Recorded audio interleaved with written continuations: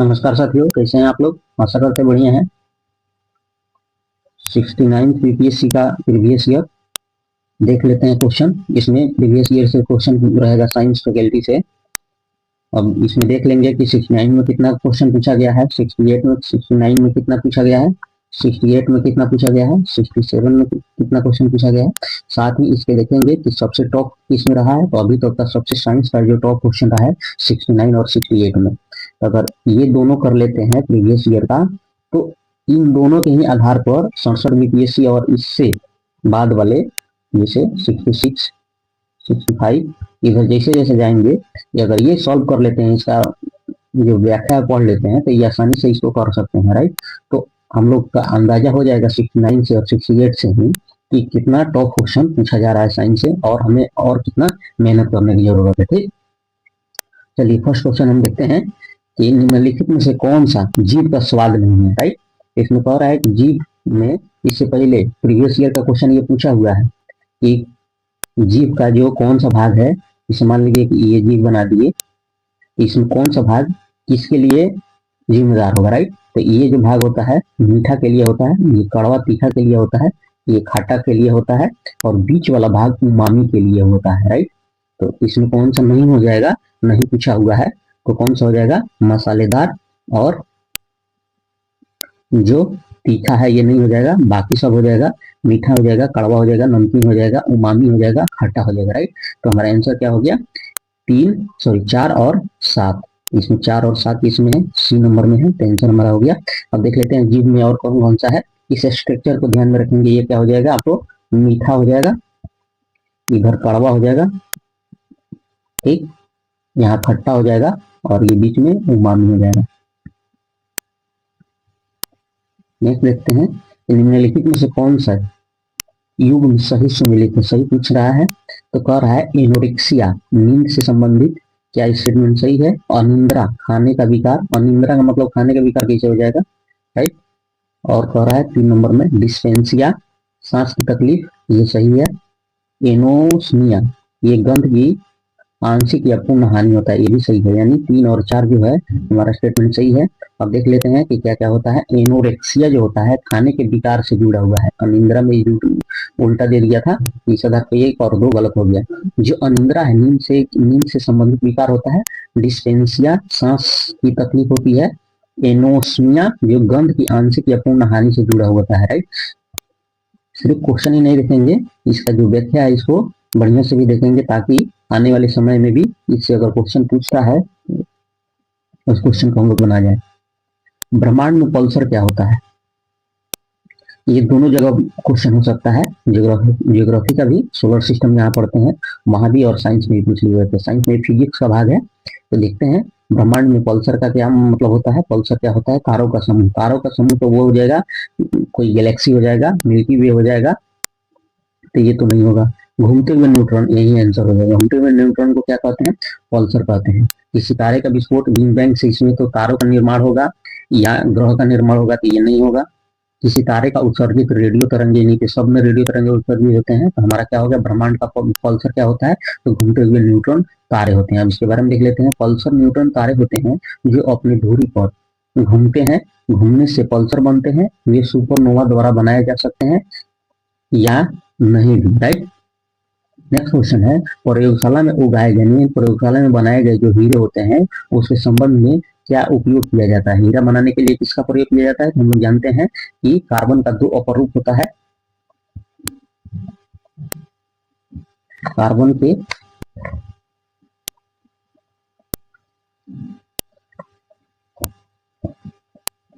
2 अपरूप कौन कौन सा होते हैं, एक होता है ग्रेफाइट तथा दूसरा होता है हीरा, राइट। तो हीरा बनाने के लिए किसका प्रयोग किया जाता है, तो ग्रेफाइट का ही कच्चे माल के रूप में प्रयोग किया जाता है। तो आंसर हमारा क्या हो गया, ग्रेफाइट हो गया। कैसे बनता है इसको हम लोग देख लेते हैं, राइट। तो है हीरे की संरचना ग्रेफाइट द्वारा केवल 3000 केल्विन तापमान और 1,25,000 वायुमंडलीय दाब को जब दिया जाता है, तो वह जो ग्रेफाइट है हीरे में तब्दील हो जाता है, राइट। ऑप्शन के अनुसार और कुछ दिए हुए, सफेद नीलम मोनेसाइट और क्यूबिक जियोक्सिया, जिसे सीधे CZ भी बोलते हैं, इसका और क्या उपयोग हो सकता है?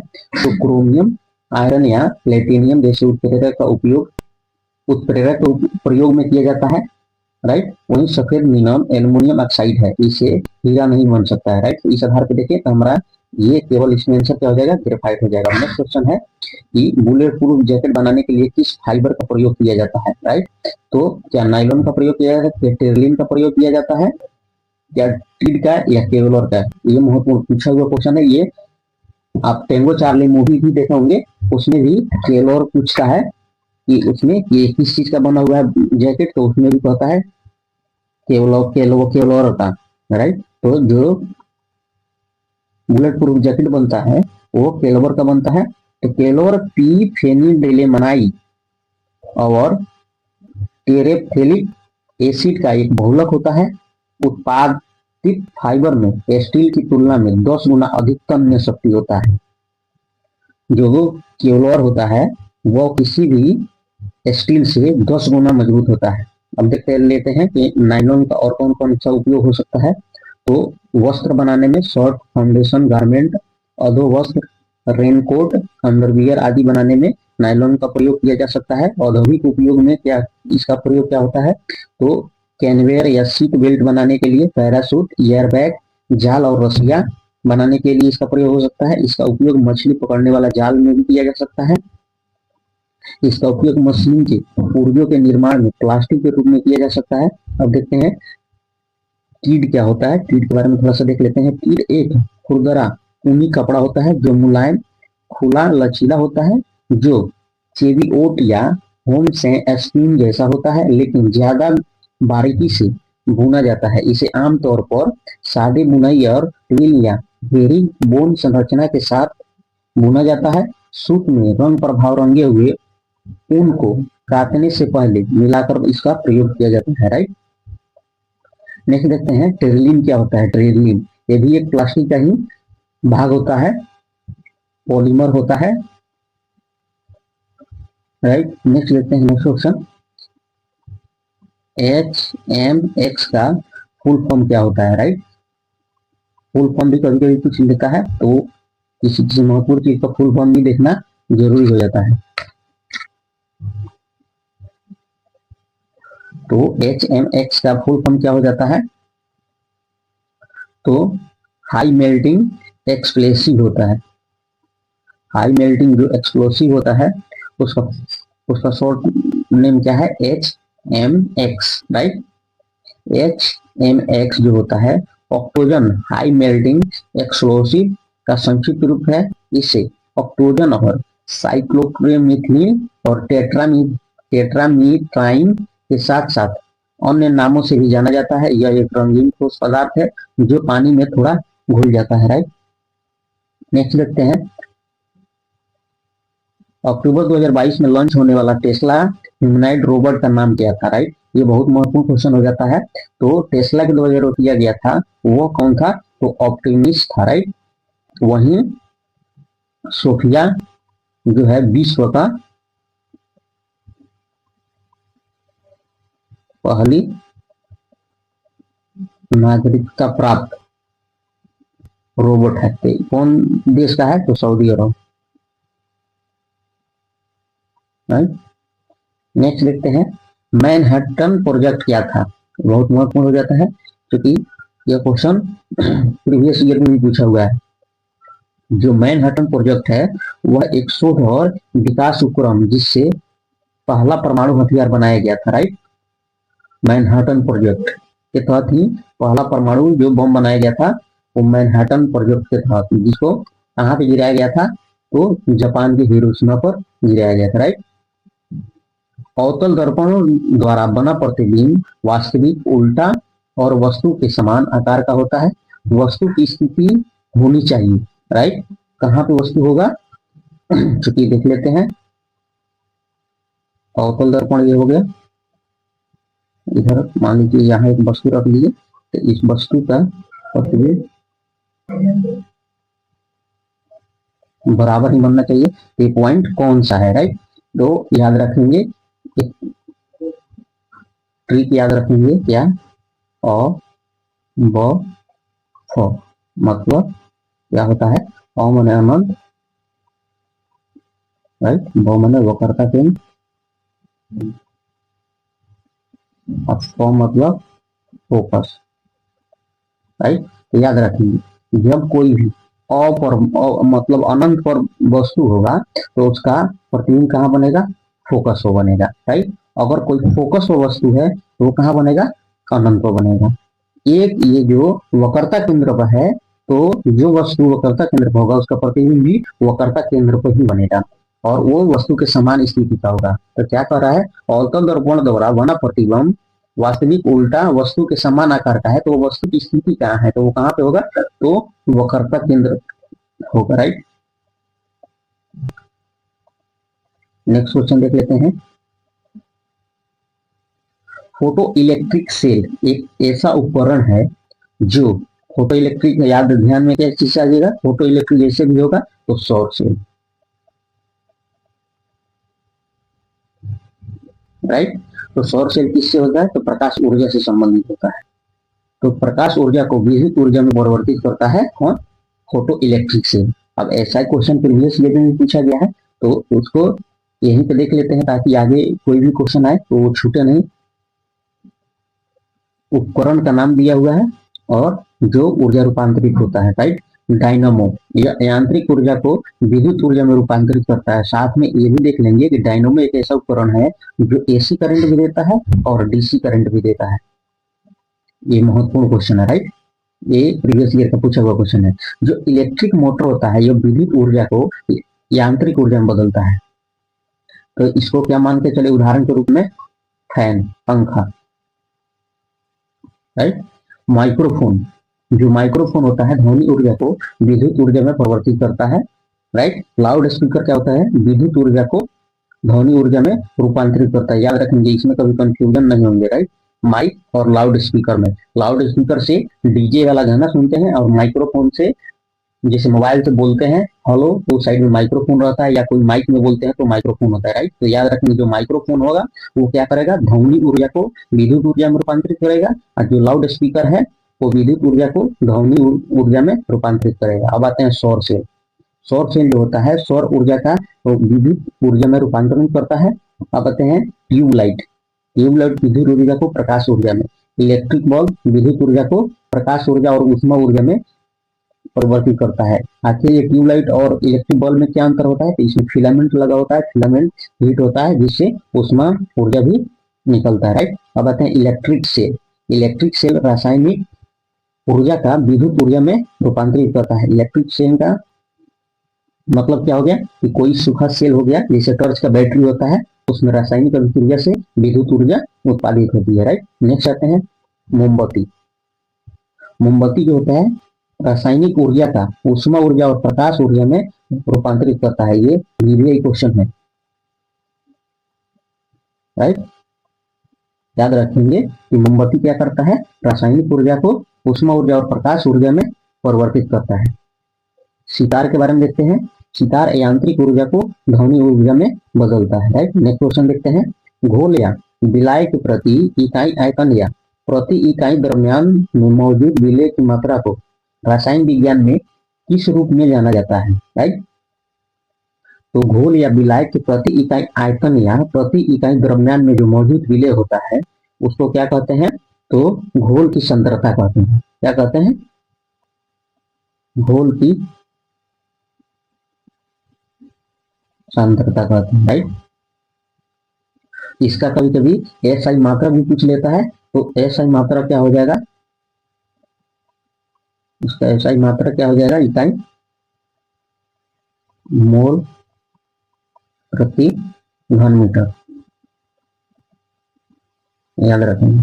नेक्स्ट है कोविड वैक्सीन प्रतिरक्षा प्रक्रिया को कैसे उत्तेजित करते हैं, यानी कैटलिस्ट के रूप में कैसे काम करती है, राइट। तो कोविड वैक्सीन जो होता है यह प्रतिरक्षा प्रक्रिया को जीवित जीवाणु के यानी जीवित छेड़ कर दिया जाता है और सार्स कोविड 2 वायरस के पेशे के रूप में इसका प्रयोग किया जाता है। यानी किसी भी जो कोविड से जो सार्स वायरस है उसको कमजोर करके फिर सेल में उसको डाल करके तब ये वैक्सीन बनता है, राइट। और कैसे प्रक्रिया बनती है थोड़ा सा यहाँ समझ लेते हैं।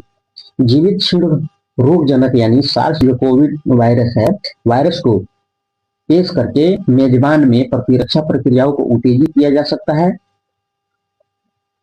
कोविड वैक्सीन द्वारा प्रतिरक्षा प्रक्रिया को उत्तेजित करने के तंत्र से जुड़े नहीं है कौन कौन? जो बी, सी और डी है। नेक्स्ट क्वेश्चन देख लेते हैं। निम्नलिखित में से कौन सा जो तरल पदार्थ है वो विद्युत का कुचालक है? कुचालक और कुचालक, कंडक्टर और बैड कंडक्टर। इसमें देख लेते हैं। नमकीन पानी, जी हाँ, ये विद्युत का सुचालक होता है। संतरे का रस, ये भी सुचालक होता है। नींबू का रस, ये भी सुचालक होता है, राइट। तो इसमें क्या पूछ रहा है कि विद्युत का कुचालक कौन है?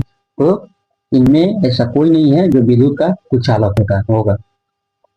नेक्स्ट देखते हैं कि डीएनए डबल हेलिक्स संरचना की खोज किसने की? तो याद रखेंगे वाटसन और फ्रांसिस क्रिक ने इसकी डबल हेलिक्स की संरचना की। यही है डबल हेलिक्स की संरचना की खोज किया था कौन? तो जेम्स वाटसन और फ्रांसिस क्रिक ने किया था। कब किया था? तो 1943 ईस्वी में किया था। नेक्स्ट क्वेश्चन देख लेते हैं, साथ में ये भी देख लेंगे कि इसमें जो क्षार होता है नाइट्रोजन बेस क्षार वाला, क्या क्या उसका नाम है? तो गुवानिन होता है, साइटोसिन होता है, थाइमिन होता है और एडेनिन होता है, राइट। इसमें पूछता है डीएनए होता है और आरएनए होता है, राइट। इसमें देख लेंगे ये चारों जो क्षार हैं कौन कौन किसमें होते हैं, राइट। लिख लेते हैं। चंद्रमा की सतह के पास स्वतंत्र रूप से गिरने वाली दो अलग अलग द्रव्यमान वस्तुएं है, राइट। चंद्रमा की सतह के पास स्वतंत्र रूप से गिरने वाली दो अलग अलग द्रव्यमान की वस्तुएं हैं, उनमें से क्या समानता है, क्या समानताएं नहीं है, राइट। तो ये किस कारण से पूछा जा रहा है? तो ये गुरुत्वाकर्षण को परिभाषित करने के लिए पूछा जा रहा है, राइट। तो इसमें से क्या होगा कि उनकी जो वेग होगी किसी भी क्षण, यानी जब गिरेगा वो तो किसी भी क्षण क्या रहेगा? तो समान रहेगा, राइट। तो हमारा आंसर क्या हो जाएगा? सी हो जाएगा, राइट।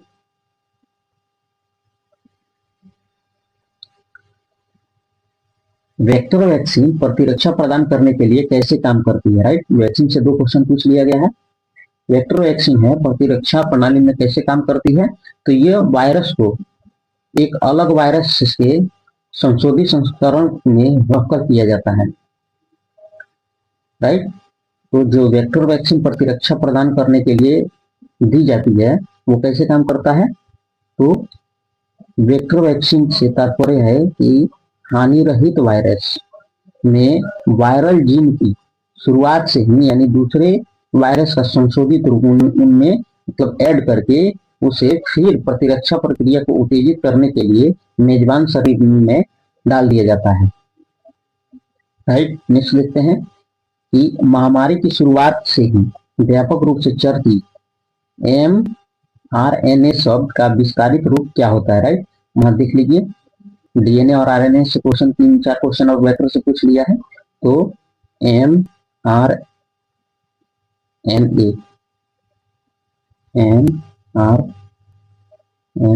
मतलब मैसेंजर हो जाता है और आरएनए रिबोन्यूक्लिक एसिड हो जाता है, राइट। तो इसमें क्या हो जाएगा? मैसेंजर राइबोन्यूक्लिक एसिड हो जाएगा, राइट।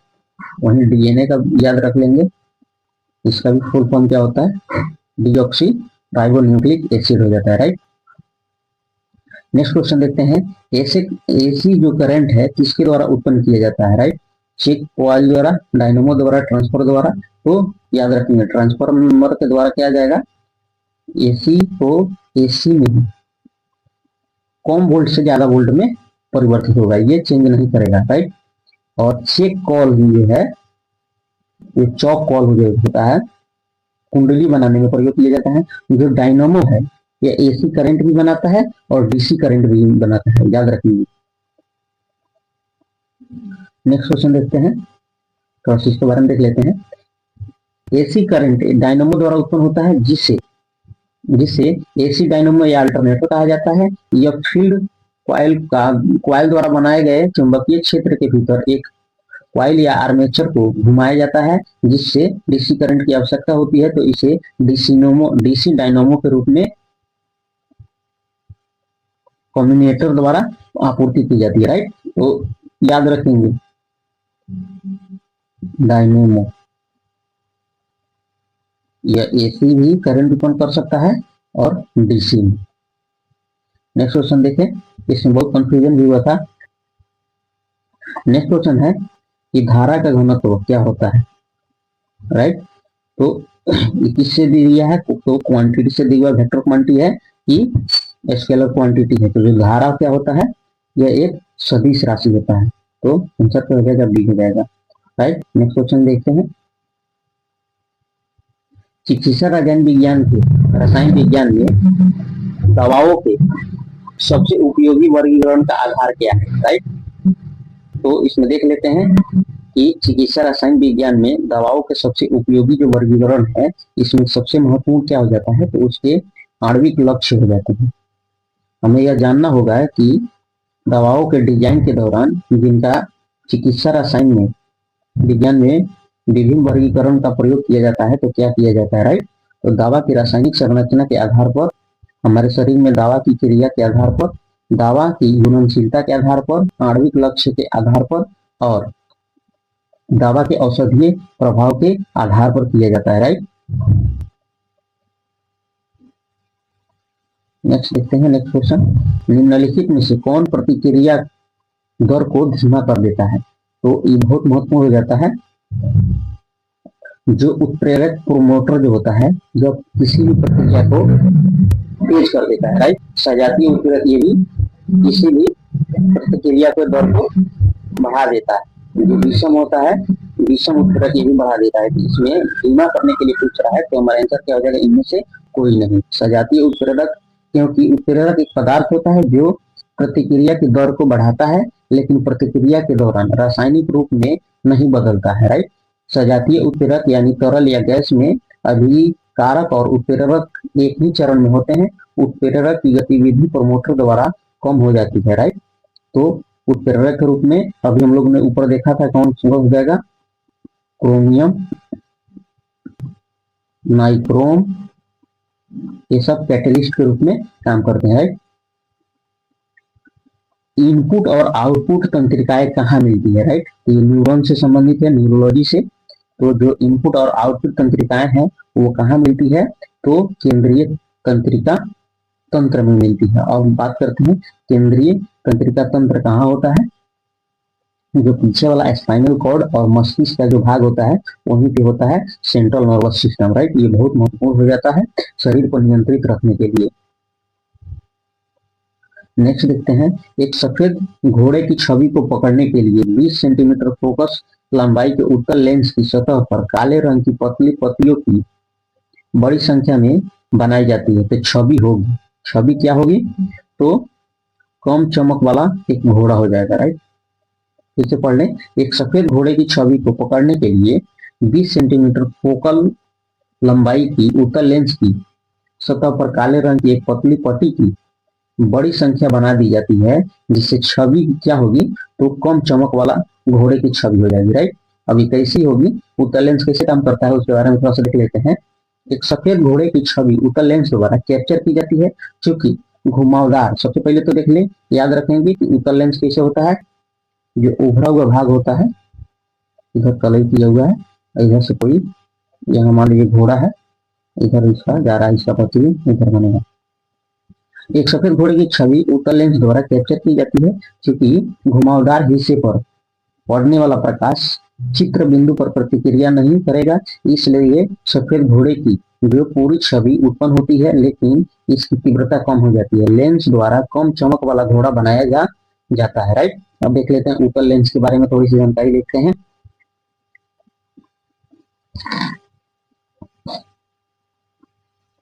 उत्तल लेंस केंद्र में अपेक्षाकृत मोटा होता है और निचली और ऊपरी सीमाओं पर पतला होते जाता है, राइट। तो उत्तल लेंस की, सॉरी यहाँ हम दर्पण बना दिया था,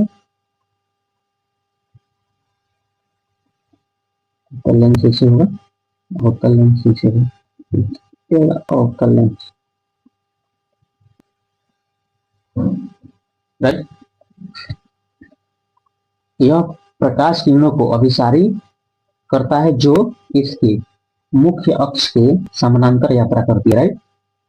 कोई भी उत्तल लेंस का होगा, उत्तल लेंस के प्रॉपर्टी में क्या होगा कि एक ही बिंदु पर ये फोकसित होगी, तो इसे क्या बोलेंगे, अभिसारी।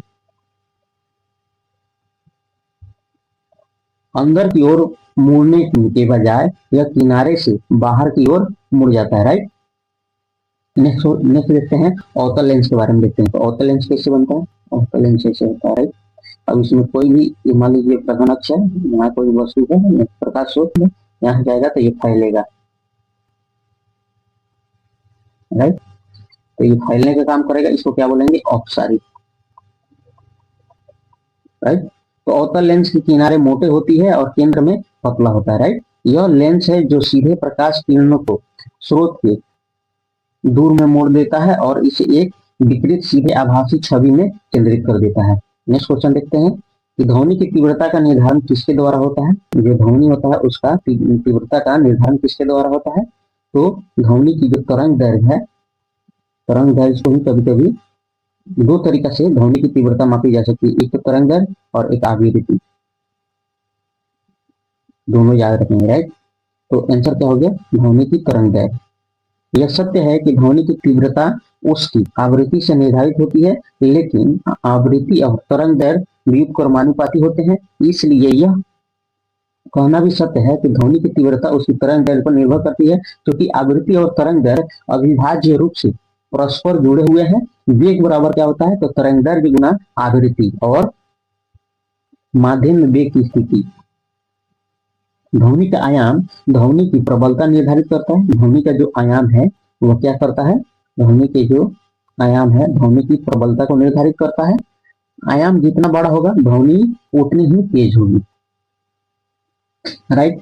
ध्वनि का जो आयाम ध्वनि की प्रबलता निर्धारित करता है और आयाम जितना ही बड़ा होगा ध्वनि उतना ही तेज होगी, राइट।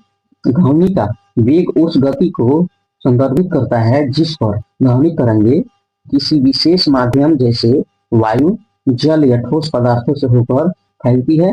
ध्वनि का वेग माध्यम के गुणों जैसे उसकी घनत्व, तापमान और लोच के आधार पर भी हो सकता है, राइट।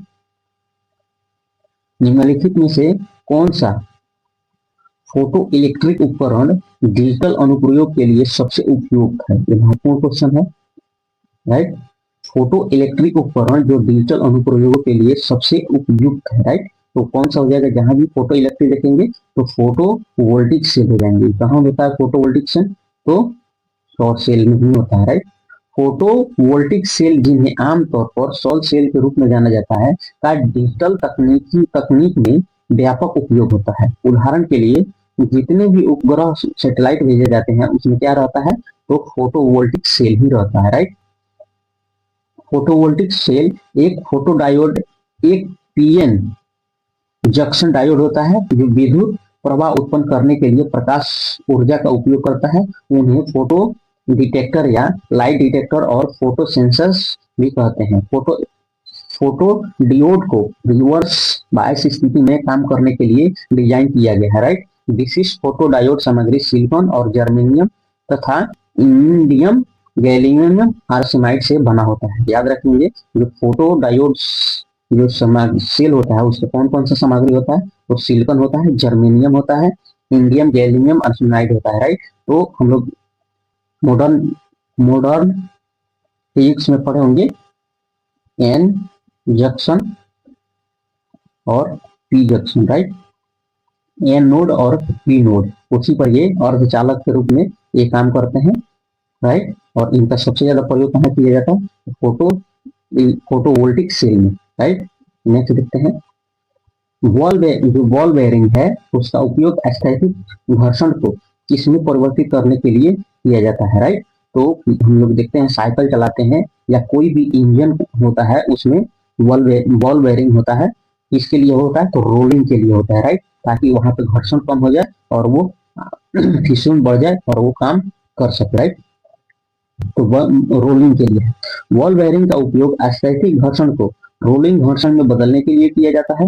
बॉल बेयरिंग स्थैतिक घर्षण को रोलिंग घर्षण में बदल देता है, जिससे वहां पे फ्रिक्शन कम होने से उस इंजन की दक्षता बढ़ जाती है। वे एक रिंग या रेसवे से के भीतर रखी गई छोटी धातु की गेंदों से बने होते हैं। बॉल बेरिंग तो देखे होंगे कैसे होते हैं, राइट।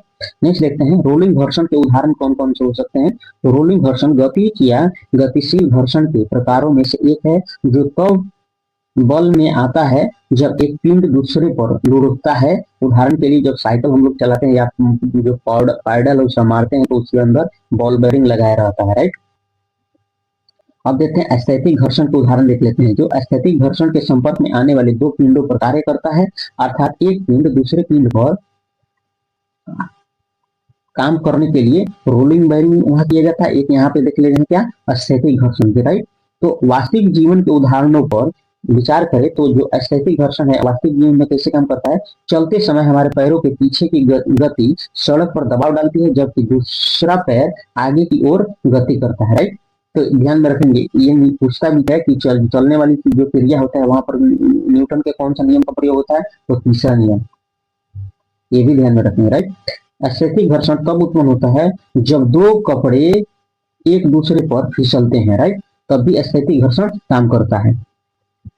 नेक्स्ट है फिसलन घर्षण के उदाहरण कौन कौन से हो सकते हैं।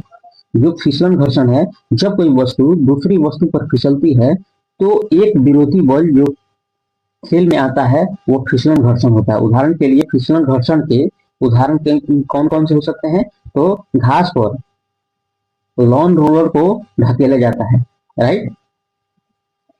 अपने हाथों को आपस में रगड़ने से फिसलन घर्षण के कारण ही गर्मी पैदा हो जाता है, राइट।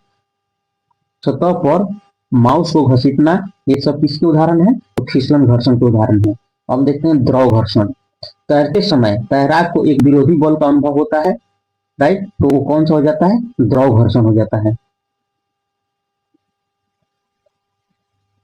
कागज से बना हवाई जहाज को जब हम उड़ाते हैं फेंकते हैं तो उसमें भी एक घर्षण काम करता है। उस घर्षण को क्या कहते हैं, द्रव घर्षण के रूप में उसको देखते हैं। नेक्स्ट क्वेश्चन देखते हैं। फुटबॉल के खेल में गोलकीपर गोल पर शॉट मारने वाली गेंद को पकड़ने के बाद अपने हाथ को पीछे खींच लेता है। तो ध्यान रखेंगे, ये भी पूछता है कि ये न्यूटन के कौन से नियम के अगेंस्ट काम करता है, ये भी याद रखेंगे, राइट। तो जो फुटबॉल हो चाहे क्रिकेट में भी हो, तो ये सारे लोग कैच करते समय अपने हाथ को पीछे खींचते हैं, इसलिए तो जो बॉल है उसकी जो वेग है उस वेग को कम करने के लिए, ताकि वो बैलेंस हो जाए और पकड़ा जाए, ताकि ये कारण ये हो जाता है। दूसरा कारण कि चोट से भी बचा जा सके। तो इसका आंसर क्या हो जाएगा, संवेग के परिवर्तन की दर को कम करना होता है, राइट। गेंद को पकड़ने के बाद गोलकीपर समय बढ़ाते हुए संवेग के परिवर्तन की दर को धीमा करने के लिए अपने हाथों को पीछे की ओर खींचता है, राइट। बल सीधे संवेग के परिवर्तन की दर से संबंधित होता है, इससे उसके हाथों पर कम बल लगता है। यदि वह अपने हाथों को पीछे की ओर ले जाता है तो उसके हाथों में चोट भी नहीं लगती है और आसानी से भी बॉल को पकड़ा जा सकता है। वहीं न्यूटन के नियम के बारे में देख लें तो न्यूटन के दूसरे नियम के अनुसार काम करता है, राइट। ये महत्वपूर्ण हो जाता है। इससे पहले हम लोग थर्ड नियम भी देख लिए, यहाँ सेकंड नियम गति के नियम भी यहाँ लागू हो गए, राइट। नेक्स्ट क्वेश्चन देखते हैं। निम्नलिखित में से कौन सा रेडियोधर्मी तत्व उत्सर्जित एक सकारात्मक रूप से आवेशित कण है, राइट। कह रहा है इनमें से कौन सा रेडियोधर्मी तत्व द्वारा उत्सर्जित एक सकारात्मक रूप से आवेशित कण होता है, राइट। तो जो कैथोड किरणें हैं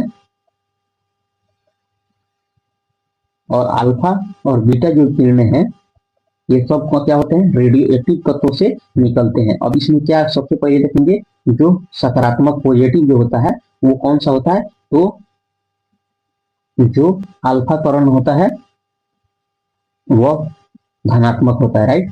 अब यहाँ पर देख लेते हैं, अल्फा किरणें सकारात्मक रूप से आवेशित है। अल्फा कण अत्यधिक सक्रिय और ऊर्जावान हीलियम परमाणु के समान है।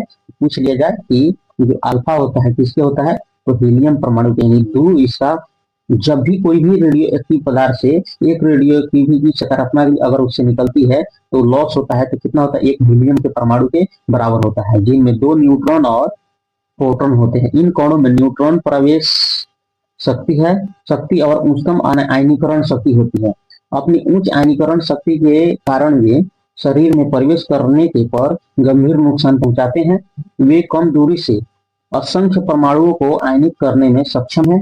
यह इस तथ्य के कारण कि अल्फा कोणों को छोड़ने वाले रेडियोधर्मी पदार्थों को रबड़ के दस्ताने पहनने के बाद संभालना आवश्यक है।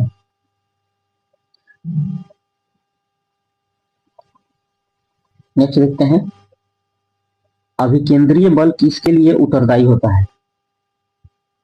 जो अभिकेंद्रीय बल है वह किसके लिए उत्तरदायी है, राइट? तो शरीर को वृत्तीय पथ पर गतिमान रखने के लिए अभिकेंद्रीय बल, जैसे मान लीजिए कि जब हम लोग साइकिल को बैठ करके सर्कल में चलाते हैं तो हम लोग केंद्र की ओर झुक करके ही साइकिल को चलाते हैं ताकि हम अपनी बैलेंस बनाए रखें। तो यह कौन सा हो जाता है? अभिकेंद्रीय बल। यानी शरीर को वित्तीय पथ पर गतिमान रखने के लिए ही कौन सा बल जिम्मेदार होता है? तो अभिकेंद्रीय बल। जैसे मान लीजिए कि कोई रोड है या हाईवे है, तो ये रोड ऐसे मुड़ा हुआ है, तो देख रहे होंगे कि इधर जो है ऊंचा रहेगा और इधर थोड़ा सा डाउन रहेगा। क्यों? कि अभिकेंद्रीय बल को संतुलित किया जा सके।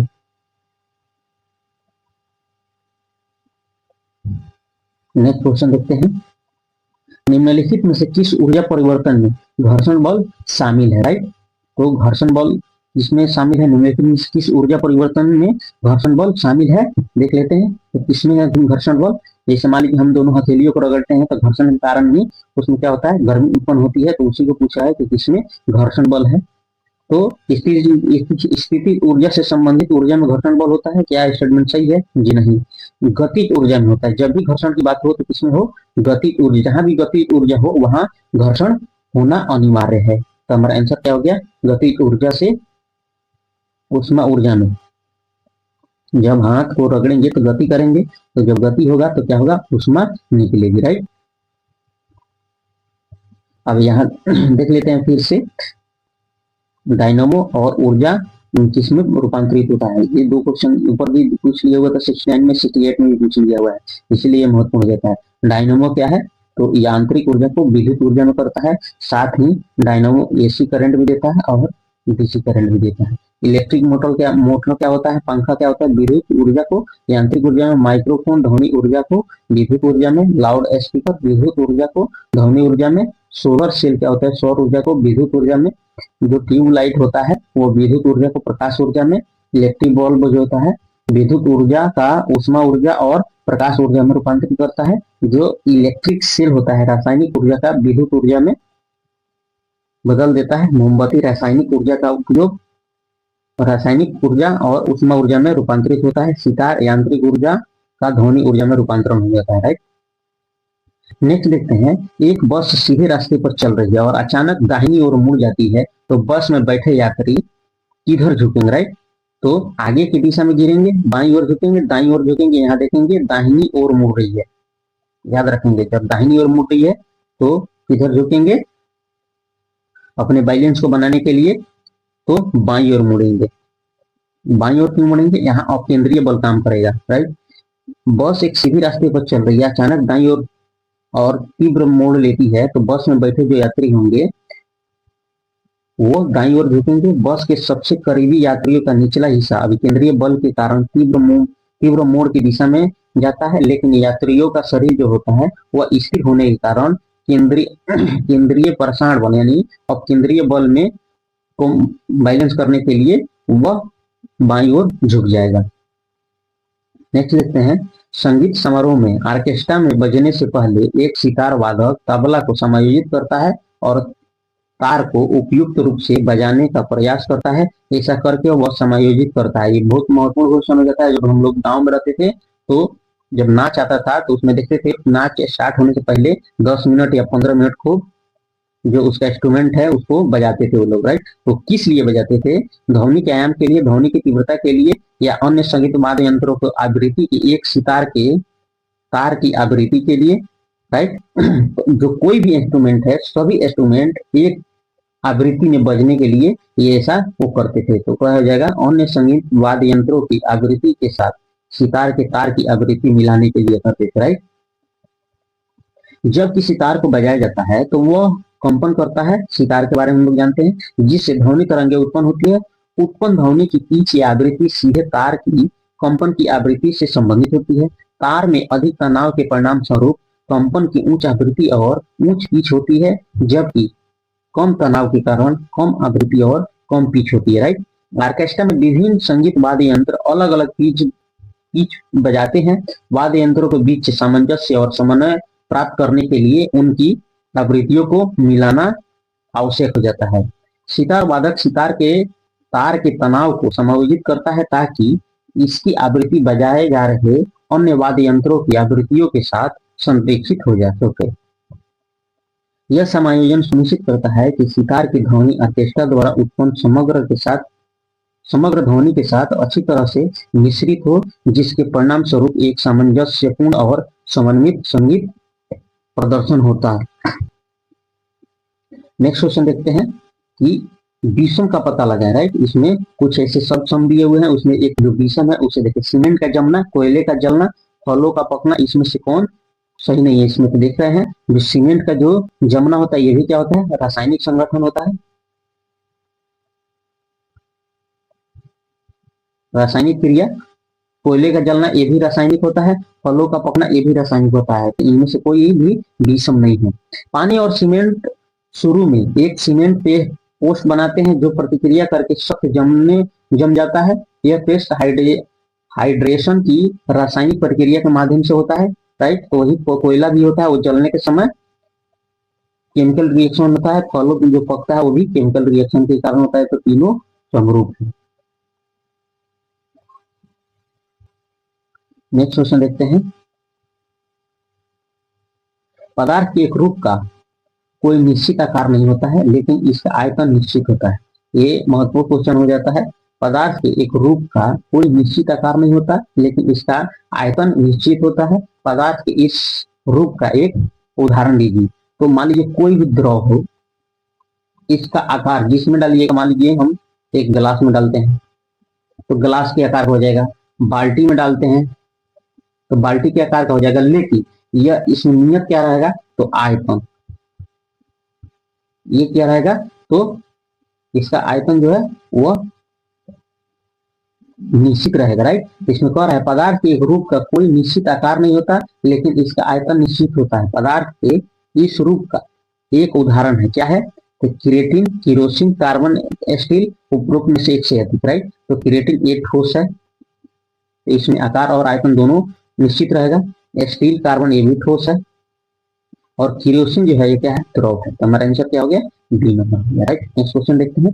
कौन सी गैस अपने ग्रीन हाउस प्रभाव के माध्यम से ग्लोबल वार्मिंग में योगदान देती है? तो क्या नाइट्रस ऑक्साइड है, मीथेन है, कार्बन डाइऑक्साइड है? तो इसमें से कौन से? ये जो सभी हैं ये क्या है? ग्रीन हाउस के हैं। तो ग्रीन हाउस में कौन कौन से हो जाते हैं? जी में कौन कौन से आते हैं? तो आपको CH4, CO2, N2O, फ्लोरोकार्बन, जलवाष्प,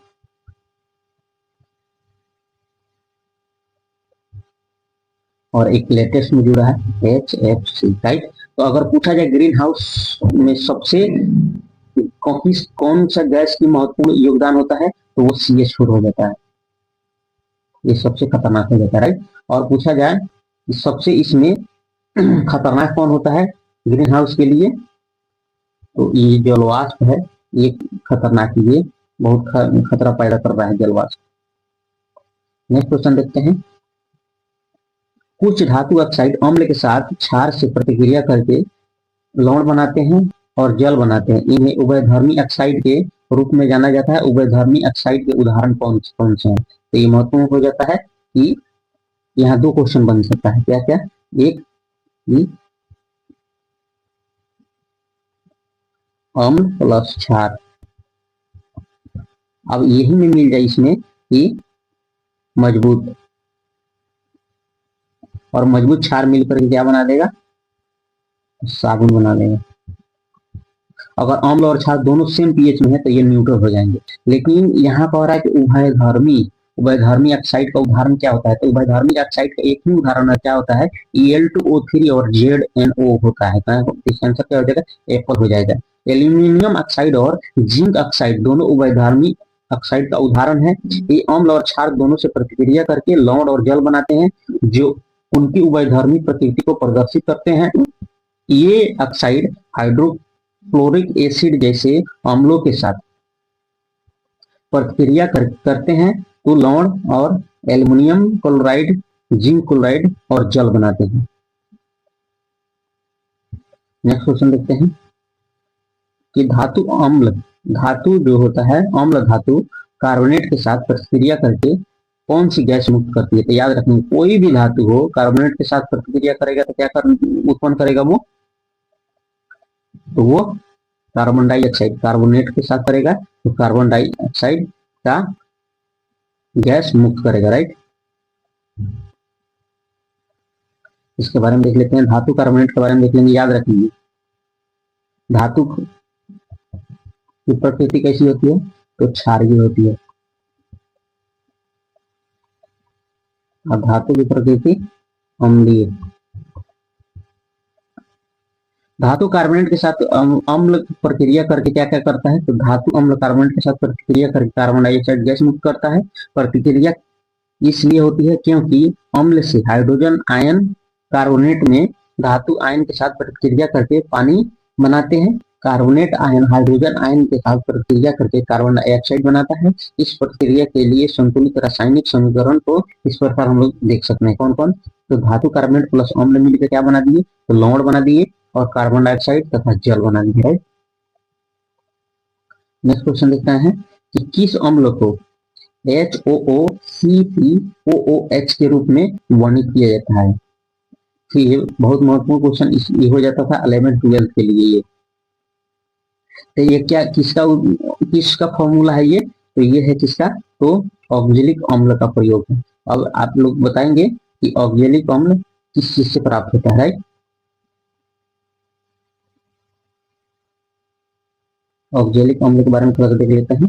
तो ऑक्जेलिक एसिड एक डाई कार्बोक्सिलिक एसिड है जिसका रासायनिक सूत्र C2H2O4 होता है। याद रखेंगे, एल्केन, एल्कीन और एल्काइन क्या होता है, CnH2n+2 होता है। इसमें क्या होता है, CnH2n होता है। इसमें क्या होता है, CnH2n+2 होता है, राइट।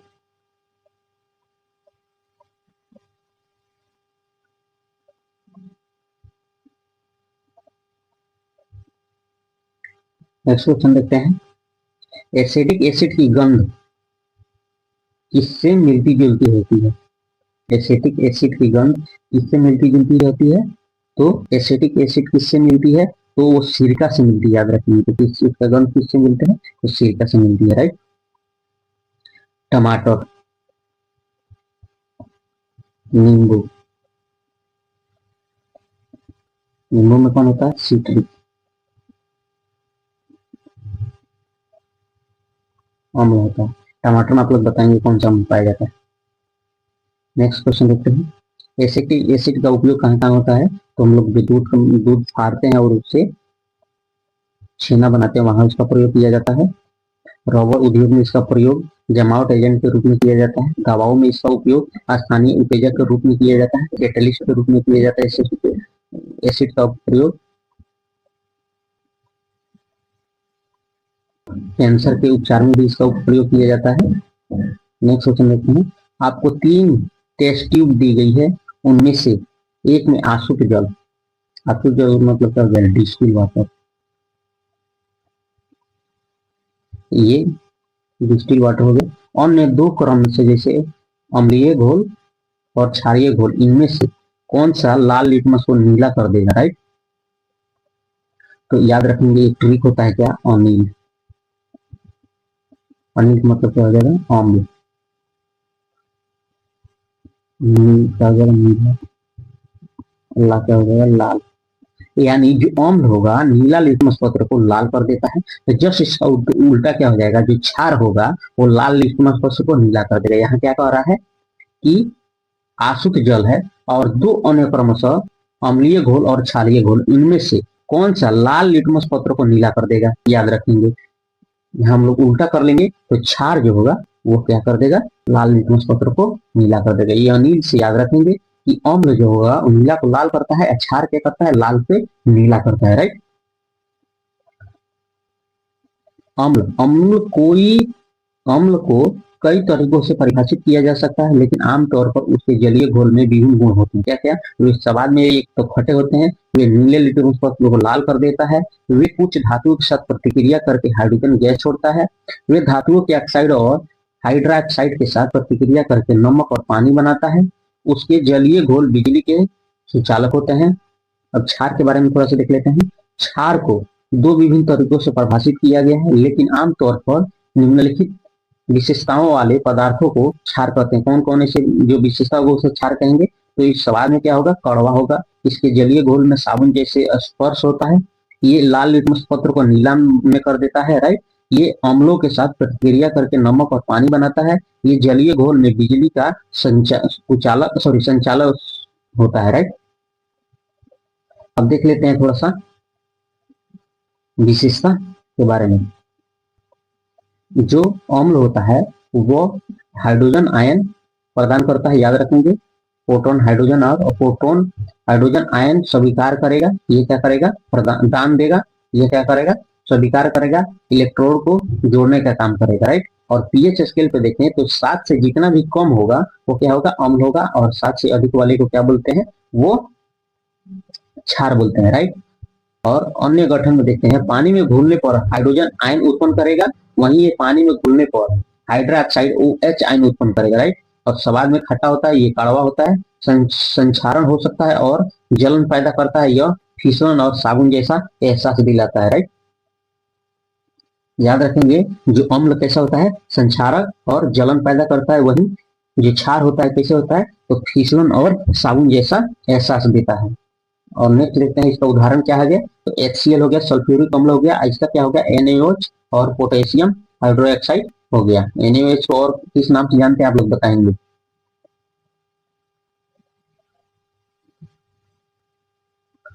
नेक्स्ट क्वेश्चन देखते हैं कि सूखी HCl गैस से सूखे लिटमस पेपर का रंग क्यों नहीं बदलती है। ये महत्वपूर्ण क्वेश्चन हो जाता है कि सूखी जो HCl गैसें हैं वो सूखे लिटमस पत्र का रंग क्यों नहीं बदलता है, राइट। तो कोई हाइड्रोजन आयन जो है वो, उसमें कोई भी हाइड्रोजन जो आयन होता है वो मौजूद नहीं होता है, इसलिए लिटमस केवल H3 आयन की उपस्थिति में रंग बदलता है, राइट। थोड़ा सा इसके बारे में देख लेते हैं। तो आंसर हमारा क्या हो गया, बी नंबर आंसर हो गया। सूखी HCl गैस से सूखे लिटमस पेपर का रंग नहीं बदलती, क्योंकि कोई HCl जो होता है, HCl होगा यहाँ पे, आयन मौजूद नहीं होता है, लिटमस केवल HCl आयनों की उपस्थिति में ही रंग बदलता है, और सूखा HCl हाइड्रोजन आयन देने के लिए अलग नहीं हो पाता है, इसलिए जो लिटमस पेपर है उसके रंग में कोई परिवर्तन नहीं होता है। नेक्स्ट क्वेश्चन देख रहे हैं, हीरे और ग्रेफाइट के बारे में थोड़ा सा देख लेते हैं। इसके पहले भी हम लोग हीरे और ग्रेफाइट में देख लिए, रिपीटेड क्वेश्चन हो रहा है। जो उनकी क्रिस्टल संरचना होती है वो समान होती है, जी नहीं।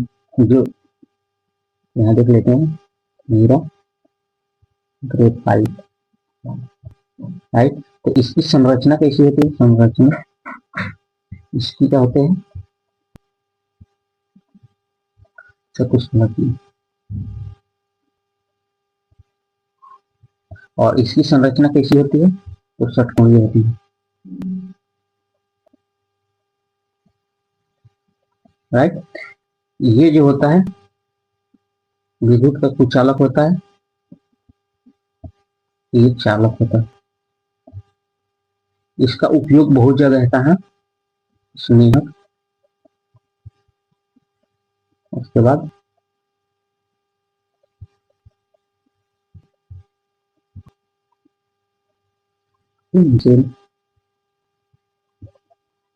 में इसका उपयोग होता है, राइट। तो इसका आंसर क्या हो जाएगा, इनमें से कोई नहीं हो जाएगा। उनकी क्रिस्टल संरचना असमान होती है, समान नहीं होती है, उनकी कठोरता में भी असमानता होती है, राइट। उनकी विद्युत चालकता भी असमान होती है, राइट। क्योंकि ये फीका लगता है, फीका लगता है।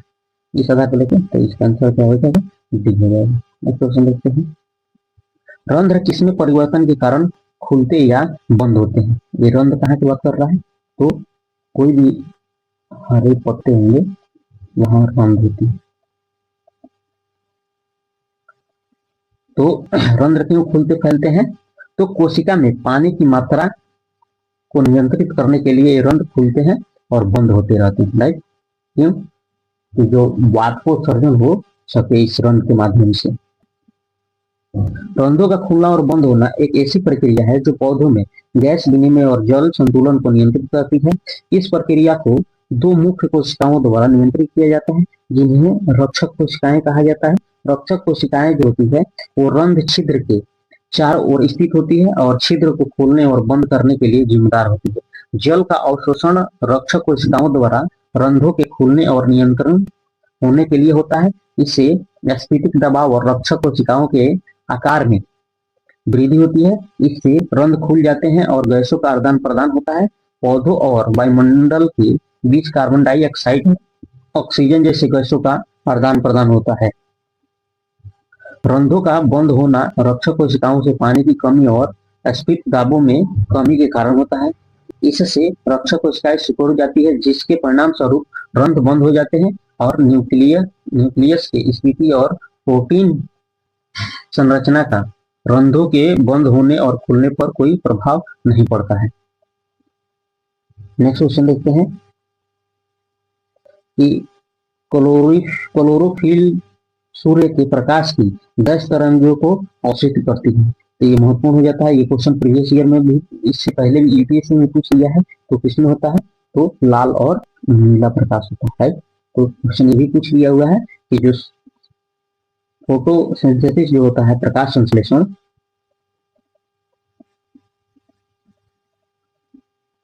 सबसे ज्यादा किस रंग में होता है,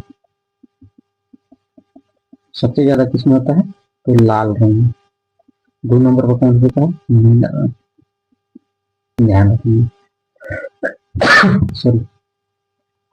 निम्नलिखित में से कौन सा मिलान सही नहीं है।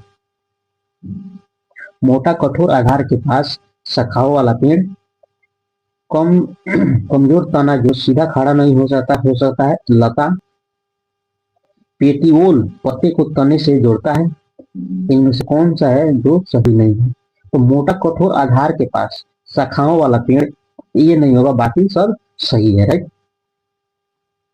जो कमजोर तना जो सीधा खड़ा नहीं होता उसे क्या कहते हैं, वो लता कहते हैं। लता देखते हैं किसी भी पेड़ के सहारे या किसी न किसी के सहारे ही आगे निकलता है, राइट। तो देख लेते हैं, ये पोटियोल होता है वो पत्ती का एक भाग होता है। पत्ती के जो लिप्स होता है कि आधार द्वारा पत्ते को तने से जोड़ता है। यह पत्ती के ब्लेड को प्रकाश में भी मदद करता है और उन्हें हवा में फड़फड़ाने देता है। लताएं कमजोर मुलायम तने वाले पौधे होते हैं जो मिट्टी के साथ क्षैतिज रूप से बढ़ते हैं, क्योंकि वे सीधे खड़े नहीं हो सकते। पेड़ लंबे और बड़े पौधे होते हैं जिनमें एक कठोर लकड़ी का तना होता है। तने में लकड़ी की शाखाएं, पत्तियां और टहनियां हमेशा जमीन से कुछ दूरी पर होती है। आधार झाड़ियों के पास नहीं, दूसरी ओर लकड़ी के तने वाले पौधे मोटे तख्ते के होते हैं, राइट। देख लीजिए, ये स्टीम हो गया, ये पिटियोल हो गया और ये पत्ती हो गया, राइट।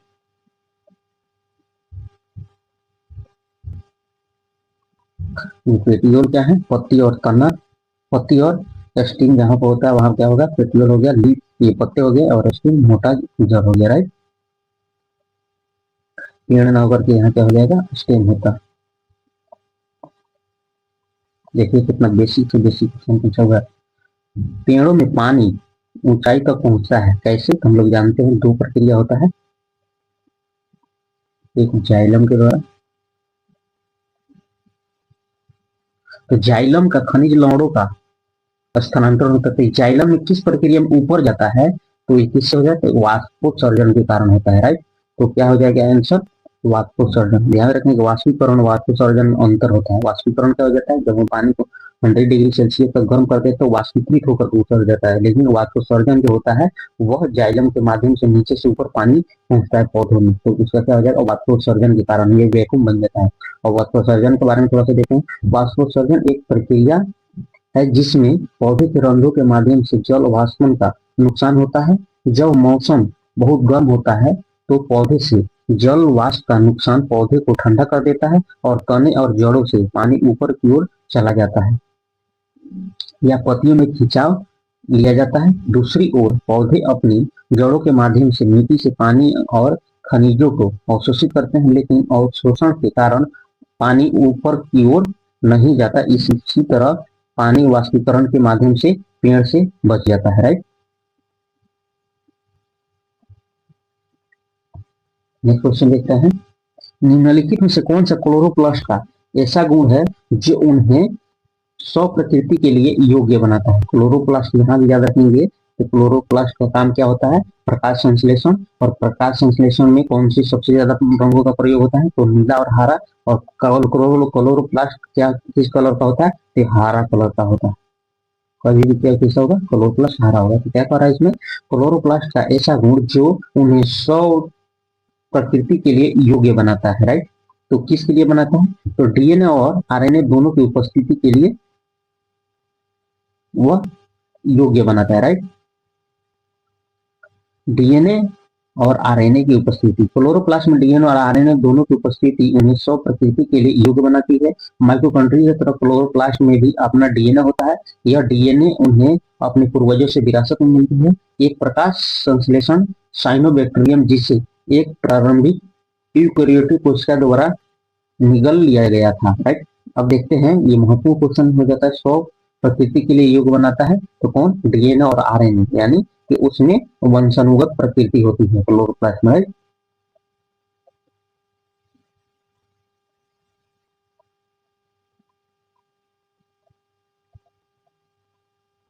नेक्स्ट क्वेश्चन देखते हैं। कंकाल के वे भाग जो हड्डियों जितने कठोर नहीं होते तथा जिन्हें मोड़ा जा सकता है उन्हें क्या कहते हैं। राइट। तो उन्हें क्या बोलते हैं, ये महत्वपूर्ण क्वेश्चन, कार्टिलेज हो जाता है। कंकाल के वे भाग जो हड्डियों जितने कठोर नहीं होते हैं जिन्हें मोड़ा जा सकता है उन्हें क्या बोलते हैं, कार्टिलेज बोलते हैं। राइट। अब ये कहाँ पे पाया जाता है कार्टिलेज, तो जहां जहां पर हम लोग हड्डियों का जोड़ होता है वहीं पे कार्टिलेज होता है, यानी हड्डी को हड्डी से जोड़ने के लिए दो चीज का प्रयोग होता है। एक होता है मसल्स को हड्डी से जोड़ना और हड्डी को हड्डी से जोड़ना। तो कार्टिलेज जो उपस्थिति है वो कैसा होता है उसके बारे में थोड़ा सा देखते हैं। यह एक मजबूत, लचीला और संवेदी ऊतक होता है जो अपने जोड़ों और हड्डियों की रक्षा करता है। यह आपके पूरे शरीर में शॉक एब्जॉर्बर के रूप में भी काम करता है। अपनी हड्डियों के अंदर अंत में उपस्थिति घर्षण को कम करती है और जब आप अपने जोड़ों का उपयोग करते हैं तो उन्हें आपस में रगड़ने से रोकती है। यह आपके शरीर के कुछ हिस्सों में मुख्य ऊतक भी है और इन्हें उनकी संरचना और आकार भी देता है। अब आते हैं कार्पल के बारे में। कार्पल हड्डियां 8 होती है। 8 छोटी हड्डियों का एक समूह होता है जो उच्च पेशियों में कलाई में पाई जाती है। यह हाथ को अग्र बाहु से जोड़ने में मदद करती है। हड्डियां हाथ में आसान गति और लचीलापन प्रदान करती है। 8 हड्डियां हैं जो सफेद काइट यानी कार्पल यानी हथेली में कितने हड्डियों की संख्या होती है, तो 8 होती है। राइट, याद रखेंगे। अब आते हैं कैसे महत्वपूर्ण हो जाता है शरीर को ढांचा देने के लिए, उसको खड़ा रखने के लिए। कशेरुकी वे अलग अलग हड्डियों है जो रीढ़ की हड्डी या रीढ़ की हड्डी से बनी होती है। तो कितने होते हैं, 26 होते हैं। जबकि कशेरुकी कठोर और उपस्थिति के तहत निचले लचीले नहीं होते हैं। राइट। नेक्स्ट क्वेश्चन देखते हैं कि लाइकिन में क्लोरोफिल युक्त साथी क्या होता है। साथी एक डैश के साथ रहता है हमेशा भी। जहां लाइकेन होगा वहां पे कौन ऐसा चीज रहेगा भी सॉरी साथ रहेगा। याद रखेंगे जहां भी लाइकेन होगा वहां क्या रहेगा, तो शैवाल उसको। अब देखिए शैवाल क्या करता है, फोटोसिंथेसिस करता है और इसके लिए भोजन उपलब्ध कराता है। राइट। और कवक क्या करता है, इसके लिए हमेशा नमी की उपस्थिति बनाए रखने में मदद करता है, यानी एक दूसरे क्या है तो सहयोगी है। क्लोरोफिल युक्त साथी जो शैवाल और कवक एक साथ रहते हैं, क्योंकि कवक में कोई क्लोरोफिल नहीं होता, ये स्वयं का भोजन नहीं बना पाता है, इससे ये भोजन की पूर्ति करता है। कवक शैवाल को आश्रय देता है, कवक जो होता है शैवाल को आश्रय देता है किस रूप में, नमी प्रदान करके, पानी और खनिज प्रदान करते हैं। बदले में शैवाल जो होता है भोजन प्रदान करता है, जो प्रकाश संश्लेषण के माध्यम से इसके द्वारा तैयार होता है। राइट, नेक्स्ट क्वेश्चन देखते हैं। मादा एनोफ्लीज को मादा क्यूलेक्स से अलग पहचाना जा सकता है, क्योंकि यह कहाँ बैठती है, याद रखेंगे कभी भी बैठती है, कहाँ बैठेगी, ये मादा क्यूलेक्स की पहचान क्या होती है, तो सब स्ट्रेट के साथ कोण बना करके, यानी कितना का 90 डिग्री तक एंगल पर जो भी बैठेगा समझिए कौन है, डेंगू के लिए सबसे खतरनाक मच्छर तुरंत उसको मारिए। राइट, तो जो मादा एनोफिज मच्छर है वह एक रोगवाहक और बीमारी फैलाने वाला मच्छर है। जब कीड़े मानव रक्त पर पनपते हैं तो वे रोगजनक कहलाते हैं। राइट, एनोफ्लीज मलेरिया परजीवी फैलता है। क्यूलेक्स पश्मीनी नील वायरस और फाइलेरिया न्यूमेटोड से फैलता है। मादा क्यूलेक्स और मादा एनोफ्लीज के बीच उनके भोजन के तरीके, आकार, अंडे और निवास स्थान के में अंतर के कारण पहचाना जा सकता है। मादा एनोफ्लीज का जो शरीर होता है सबस्ट्रेट से एक कोण पर टिका होता है। क्यूलेक्स का शरीर सबस्ट्रेट के समानांतर होता है। एनोफ्लीज मच्छर अपने शरीर को सतह से 45 डिग्री कोण बनाते हैं, तो वही मादा एनोफ्लीज जो होती है कितना 90 डिग्री का कोण बनाती है। नेक्स्ट क्वेश्चन देखते हैं।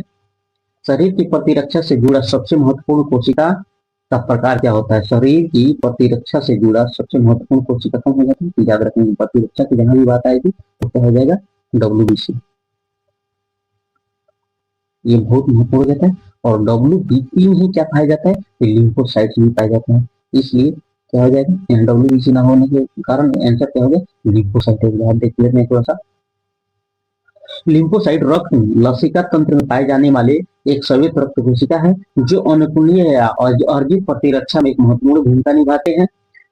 उन्हें एग्रानुमोनोसाइट्स के रूप में वर्गीकृत किया जाता है, जिसमें बी और टी लिम्फोसाइट कुल श्वेत रक्त कोशिकाओं का लगभग 20 से 25% हिस्सा होते हैं। लिम्फोसाइट्स लिम्फ में लगभग 90% कोशिकाओं का निर्माण होता है। लिम्फोसाइट मुख्य रूप से लिम्फोसाइट अंगों जैसे कि तिल्ली, लिम्फ नोड और टॉन्सिल में पाए जाते हैं। वे विदेशी रोगजनकों यानी कोई भी बाहरी रोग आए तो उसके लिए प्रतिरक्षा के रूप में ये काम करते हैं। राइट, आरबीसी के बारे में थोड़ा सा देख लेते हैं।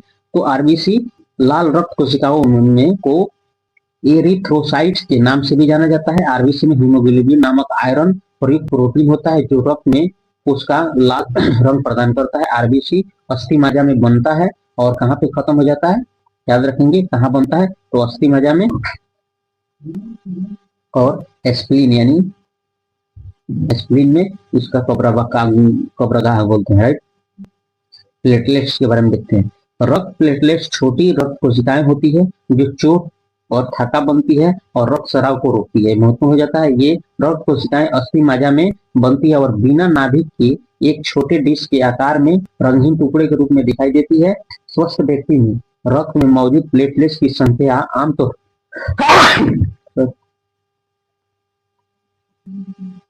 1,50,000 से 4,50,000 प्रति घन मीटर के बीच होना चाहिए। नेक्स्ट क्वेश्चन देखते हैं। मानव शरीर में मांसपेशियों के बारे में इनमें से कौन सा कथन गलत है, गलत यहाँ पूछ रहा है। राइट, तो मांसपेशियां जोड़ों में काम करती है, जी हाँ। सिकुड़ने पर मांसपेशियां छोटी शख्स में मोटी हो जाती है, ये भी बात सही है। जैसे हम हाथ जैसे मोड़ते हैं तो मांसपेशियां देखिएगा मोटा हो जाएगा, यानी सिकुड़ जाती है। मांसपेशियां केवल हड्डी को धकेलती है, जी नहीं, मांसपेशियां केवल हड्डी को नहीं, मांसपेशियां मसल को भी धकेलती है। इस आधार पर देखें, नहीं पूछ रहा है तो सी हो जाएगा। राइट, नेक्स्ट क्वेश्चन देखें। आवर्धक कांच में किस प्रकार के लेंस का उपयोग किया जाता है। आवर्धक का मतलब ही होता है बड़ा दिखाना, तो बड़ा कौन सा दिखाता है, तो वो आपको उत्तल लेंस में दिखाता है। आवर्धन का बात ही क्या होता है, इसे देख लेंगे। कोई बुजुर्ग व्यक्ति लेंस लगा के पढ़ता है।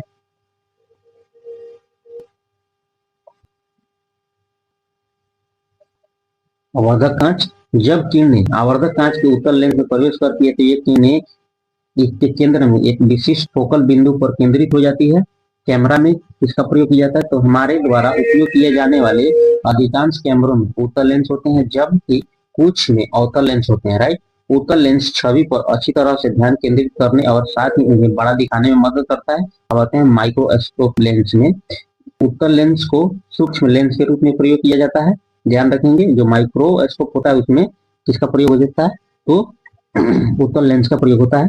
एक साधारण माइक्रोस्कोप में आमतौर पर 3 लेंस होते हैं, जिसमें से एक उत्तल लेंस बैक्टीरिया, अमीबा आदि जैसे सूक्ष्म जीवों को उल्टी और बड़ी हुई छवि दिखाई देने में इसका प्रयोग होता है। मल्टी जंक्शन स्टार सेल में उत्तल लेंस का प्रयोग किया जाता है। राइट, नेक्स्ट देखते हैं। हम लोग अभी तक कितना देखे थे, देखिए कितना साइंस से क्वेश्चन पूछा हुआ है। तिरपन क्वेश्चन, यानी 69 प्लस 68 को मिला दिया जाए तो टोटल कितना हो गया, 53 क्वेश्चन पूछा गया। चलिए